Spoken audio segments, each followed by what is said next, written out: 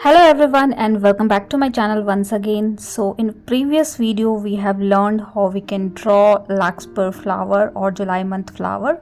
This is also known as Delphinium, and we have learned different perspective of these small flowers and how we can compose these flowers in a different direction and angle.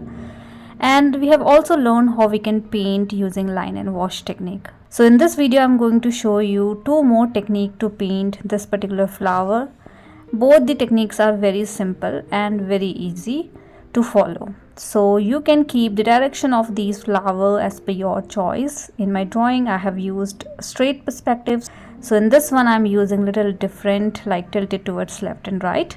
So let's start with the first one. So in the first one we are going to use wet on wet technique. So you need to wet the area where you want to paint the leaves and flowers.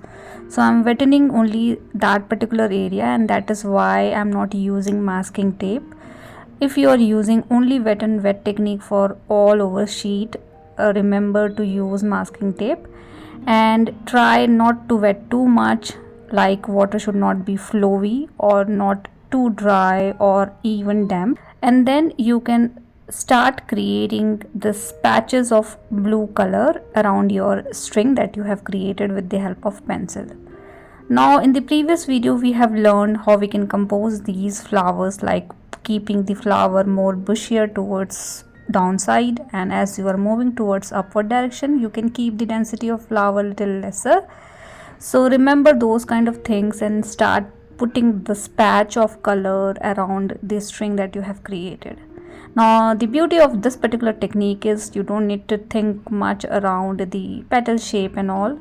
We are just trying to add couple of patches around this string without thinking too much. Now you need to understand the consistency of water. So if you are using too much water, it will bleed accordingly. So try not to keep your sheet too dry or too wet. And then you can start adding little bit of green in between. So you need to create the middle string with the help of green color. You need to create leaves. So accordingly you can try adding little bit of green as well. And then you can create stems and leaves. For the first technique we are creating some blurry background. So all these flowers, once it gets dried, it will gonna be on the lighter side, and then we are going to add another layer of flowers and leaves in it. And this is very simple. If you have lesser time, definitely you can go with this particular technique, and this is very easy. You just need to take care of amount of water that you are using. And at any point of time, if you feel like you have added too much water, you can wait until it gets dried a little bit, or you can lift a little bit of water with the help of tissue paper also. Now I'm adding little bit of clear water around the edges to avoid any hard edges. And if you end up adding more water, you can also lift some water with the help of tissue paper. I like to use tissue paper in between the flowers and leaves as well to give some extra texture, and also you can get little white area around the flower, which is important, and something like this you can do. Now we can keep it aside for some time, and meanwhile we can start with second technique. This is one stroke technique. And I'm also using wet on dry technique. So basically I'm using wet paint on a dry sheet, and this time I'm using a little bit purple color. So I have mixed little bit of purple with my blue, and then you can start creating flower having 5 to 6 petals in it. Again, you can choose the perspective of flower, which we have learned already in my previous video. So if you want, you can get a link into my description section. So you don't need to think much. You need to create random flowers having smaller petals and little bigger petals to get different perspective. Also, you can choose side perspective wherein you are not creating any center part of the flower. And the rules are simple. You need to create more flowers at the base, and as you are moving towards upward direction, you are keeping the density of flower little lesser You can also create only one stroke at the tip to create flower bird kind of structure. So it's simple. You need to use tip of your brush and apply little bit pressure and move your brush towards left and right to create one stroke petals like this.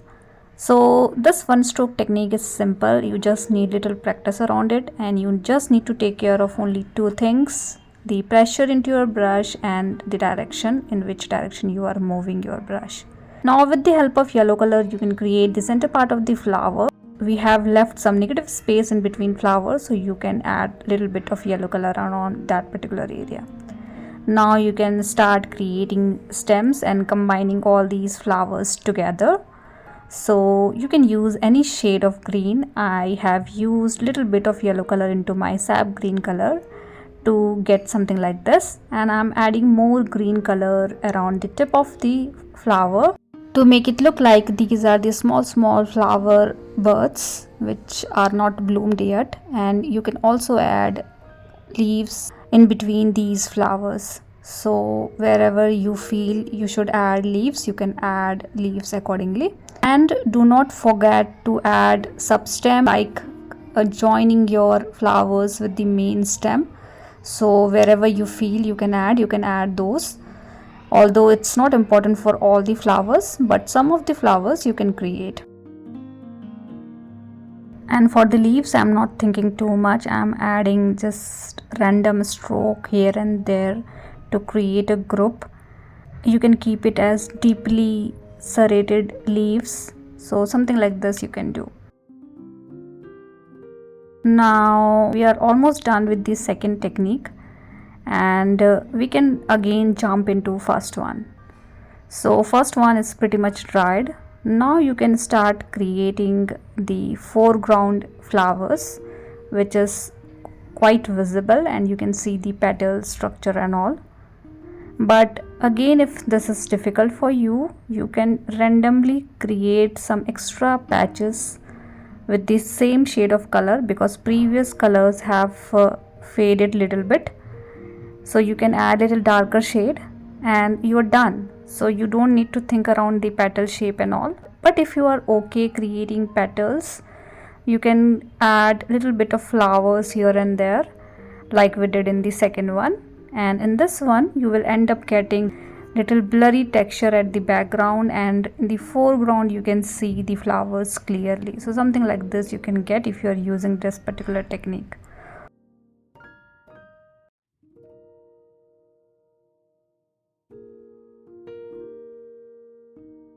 So in this area I have too much water, so let me lift some water from that particular area.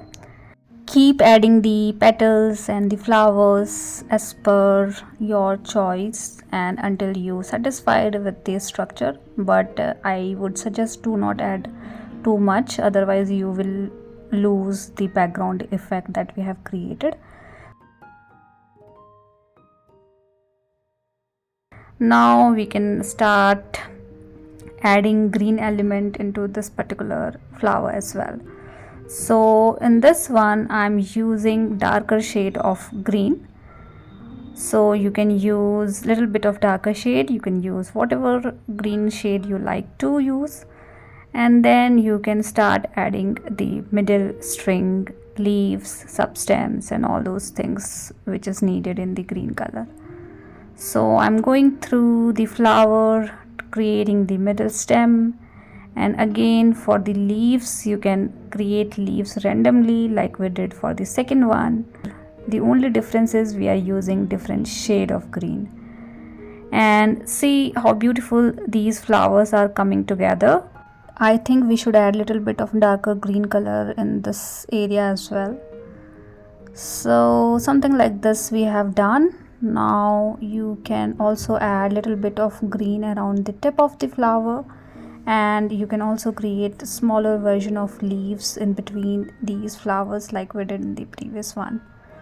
So we are following almost similar kind of stuff in the previous video, wherein I have shown you how we can draw and paint using line and wash technique. And that particular technique also we have done similar kind of stuff. In these two technique also we are doing similar kind of stuff.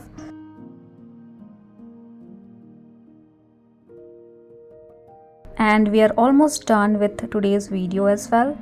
Hope you have liked this video. I'm hoping this video is helpful for you guys. Please do let me know if you have any kind of feedback for me, and thank you so much for always loving my video and supporting me, and thank you so much for watching my videos. See you guys in the next video.